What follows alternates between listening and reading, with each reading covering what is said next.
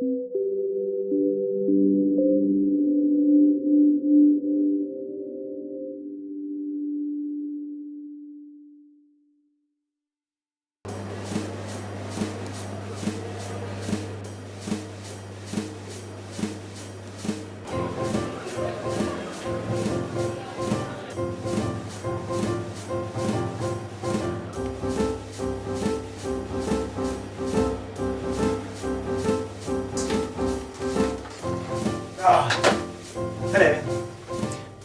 best installation I've ever seen was actually right here, the Eliasson project, with the weather project with the big sun, because it was an installation that people lived in. They didn't just look at, like people lying on the floor, people writing words with their bodies on the floor, and people were reading it on the top, and it was just an extraordinary environment and one of the best things I've seen. Particularly, I come here to see the Francis Bacon. Why did you like the crack?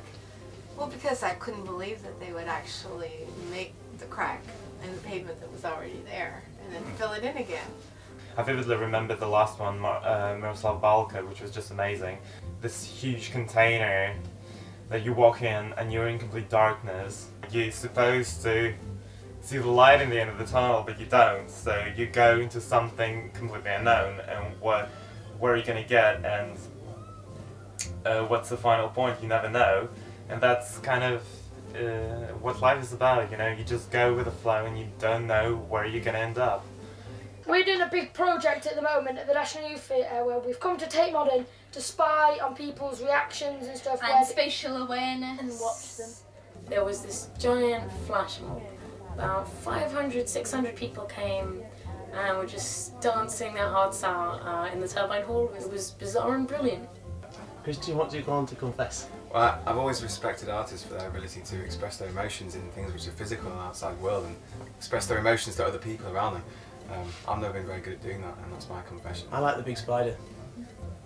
There was a big spider outside, and me and my sister at first thought it was real, but that was because we were little. And I like also Joseph Boyce. When they had the slide, and it was my birthday, and I came up specifically to go on the slide, and the person at the top said, no, you can't go on it, you need an allocated time slot. So I went up there and I said, look, I spoke to the booking office, and they said I can go on the slide and it's fine. They said, look, really sorry, for health and safety reasons you can't go on it, even though there's no one there. And they literally wouldn't let me go on it, and it was like really ruined my birthday, really upset me. So. Anything to say? That was a really brilliant story. Was it good? Yep. And true. Did they record you? And a bit sad, but there's the camera in there, you see. And it's filming now. There. Alright, we're going to go. Would they like to hear you say that? I've just said it. The Gerhard Richter paintings, the abstract paintings, which are hanging now one room full of them. It was a great experience because I actually started to have a better look at them and closer look. And I actually realized how beautiful and how much more depth they are. And they gained and gained more depth, and they became like real landscapes. Why do you like coming to the museum? Because it's fun. But the thing I associate this gallery most with actually is my son, who was born 6 days before the gallery opened.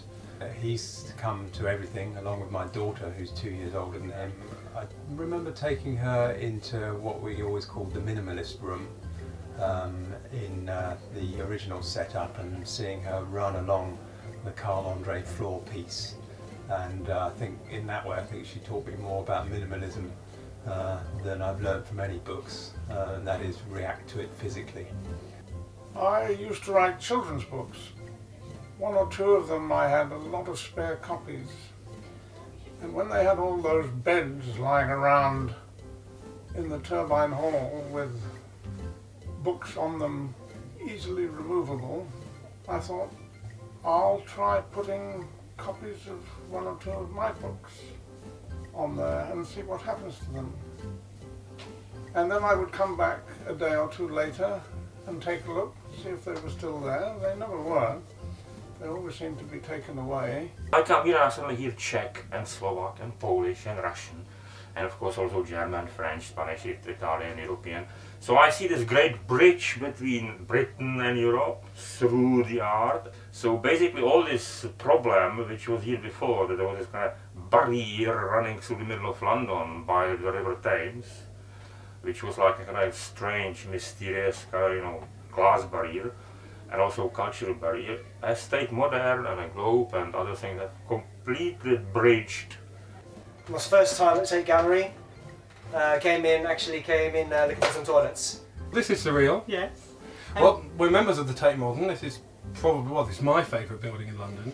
We live 10 minutes walk from here as well. This is this is our place. Yeah, this is where we love to come. And yeah, so we've been walking up and down the Turbine Hall having some photos, and literally we've just come from our wedding, so look, saying I'm hello bringing to everything. each other. Yeah. And come along to Tate Gallery, and you can see how big it is and stuff. Yes. So, enjoy the Tate. We do. Mwah.